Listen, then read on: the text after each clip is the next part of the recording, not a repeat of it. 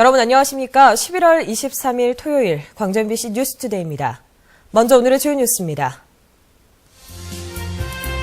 국회 대정부 질문에서 호남과 영남의 불균형한 사회 기반 시설 투자가 도마에 올랐습니다. 영산강유역 고대 문화유적지인 나주 반남면에 전남 지역 유일한 국립박물관이 문을 열었습니다.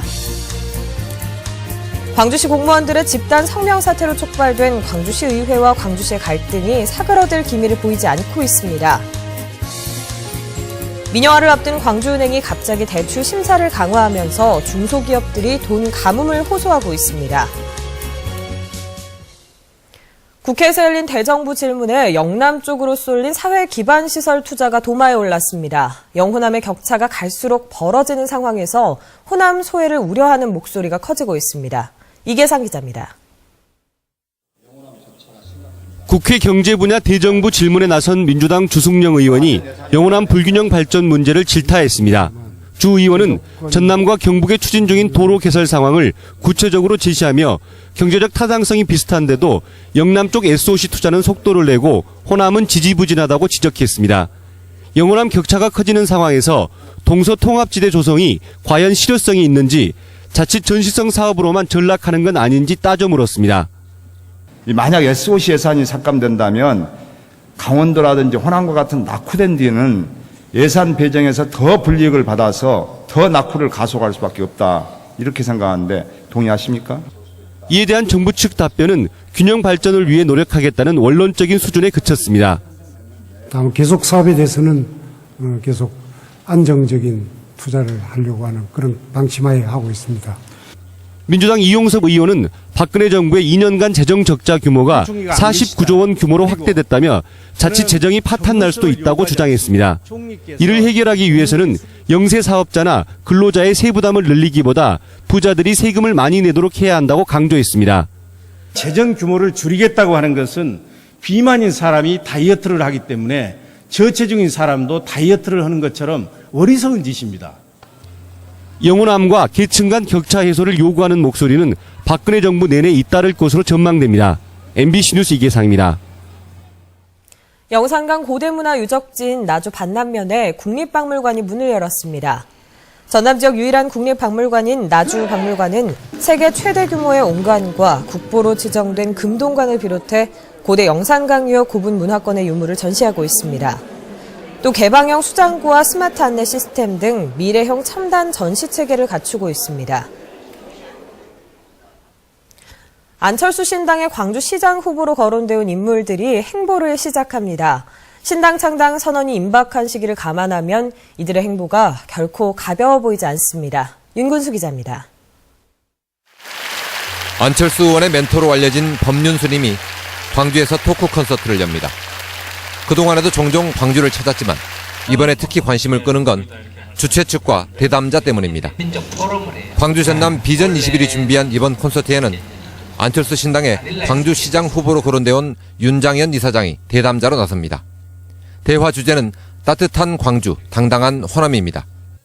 대화 상대로 보나 주제로 보나 안철수 신당의 창당 선언이 임박한 시기로 봐도 사실상의 광주시장 출마 선언으로 읽힙니다.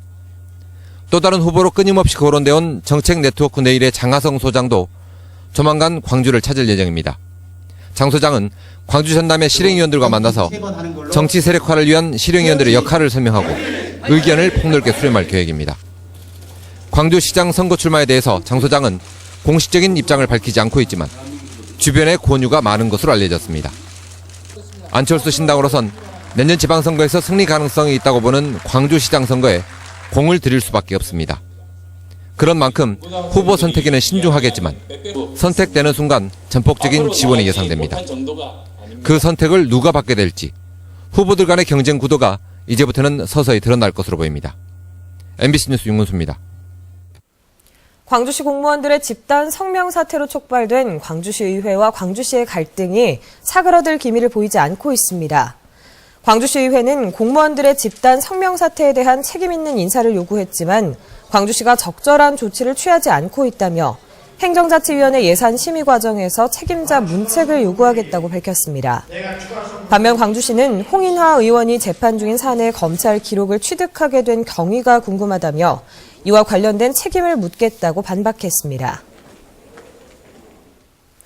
노인 요양시설의 학대와 인권 침해를 생각해보는 연속 보도 마지막 순서입니다. 국립노인요양병원은 같은 비용이 들어가는데도 노인들에 대한 서비스가 민간시설과 비교해 하늘과 땅 차이가 났습니다. 이런 차이가 나는 이유가 어디에 있을까요? 김인정 기자가 취재했습니다. 치매 등 노인성 질환 환자들을 돌보기 위해 지난 2010년 문을 연 광주시립요양병원입니다. 여기서는 아무리 증상이 심한 치매 환자라 할지라도 사람을 묶지 않습니다. 몸을 긁는 등 이상 행동을 보이는 노인이 발견되면 손에 장갑을 끼워둡니다.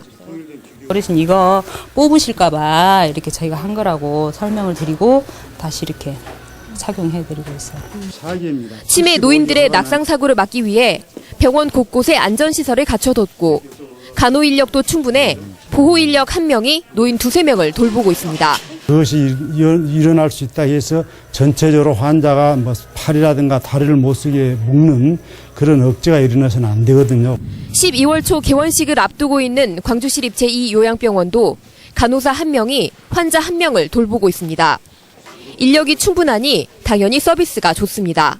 간호사가 많은 게로 시간 지금 와서 들어와서 봐줄게 더 좋고 사람이 그립지 노선 게. 그렇다고 해서 이 공립병원들이 민간 요양병원들보다 비용을 더 받는 것도 아닙니다. 노인 장기 요양보험에 따르면 국공립 민간병원을 막론하고 자부담 20%의 비용만 내면 나머지는 국가가 지원해주고 있기 때문입니다. 하지만 민간 노인요양시설이 난립하면서 환자 유치를 위해 자부담금을 할인해주거나 면제해주는 등 병원끼리의 경쟁이 치열해졌고 결국 건강보험공단의 요양급여에서 수익을 챙기다 보니 서비스가 형편없어졌다는 겁니다. 열악한 요양병원들이 좀 있다 보니까 그 사람들이 이제 환자 유치하면서 아무래도 저렴하게 해야지 유치가 되니까. 예산이 부족해서가 아니라 현재 예산을 잘 집행하기만 해도 노인들이 시설에서 인격적인 대우를 받을 수 있다는 사실을 국공립 요양병원들은 보여주고 있습니다. MBC 뉴스 김인정입니다. 민영화를 앞둔 광주은행이 갑자기 대출 심사를 강화하면서 대출 수요자들이 돈 가뭄을 호소하고 있습니다. 3억 원 이상의 대출의 경우 무조건 본부 승인을 받게 하는 등 돈줄을 조이고 있습니다. 황성철 기자의 보도입니다. 광주에서 건설업을 하는 김모 씨는 최근 광주은행에서 대출을 받기가 어렵다고 하소연합니다. 민영화를 앞두고 부동산 개발업과 임대업에 대한 대출을 중단했다는 것입니다. 행정이 바뀐 이후로 건설업이나 부동산 임대업이나 그런 쪽에는 대출을 좀 제한하는 걸로 그렇게 얘기가 내부적으로 그렇게 됐는가 보다. 지역 중소기업에 대한 대출 심사도 엄격히 하는 등 돈줄을 조이고 있습니다. 건설업뿐만이 아니라 광주 전남 중소기업들이 대출 자체가 안 되니까 이제 이금융권이나 이런 데 이제 끼우기도 하고. 실제로 최근 광주은행은 대출 심사 기준을 강화했습니다. 3억 원 이하 소액 대출의 경우 기존처럼 지점장 정결권을 인정하고 있습니다. 하지만 대출 규모가 3억 원을 넘어서면 무조건 여신심사위원회를 거쳐 본부 승인을 받아야 합니다. 부동산 개발업과 임대업 등 일부 경기 민감업종이 올 대출 한도를 초과했다는 게 이유입니다. 부동산 개발업, 임대업 한도가 100%가 이미 초과돼 버렸어요 지금. 이게 지금 금년에는 지금 도저히 할 수 있는 상황이 못 됩니다 지금.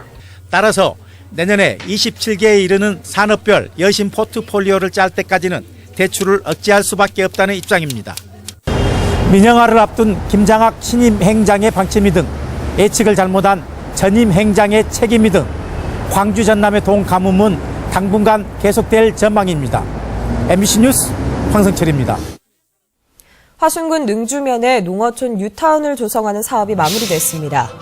어제 준공식을 열고 사업이 끝났음을 알린 잠정 햇살마을에는 60가구 470여 명이 입주했습니다. 농어촌 뉴타운 사업은 정부가 젊은 인력을 유치하기 위해 주거단지 조성에 필요한 각종 기반 조성을 지원하는 사업으로 전국적으로는 5곳, 전남에는 장성 드림빌과 화순 잠정마을 2곳이 조성됐습니다.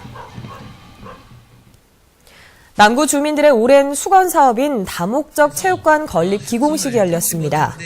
어제 기공식을 가진 다목적 체육관은 진월동 일대 13,000여 제곱미터 부지에 지하 2층, 지상 2층 규모로 지어지며 수영장과 레슬링 등 생활체육 기반 시설이 들어설 예정입니다.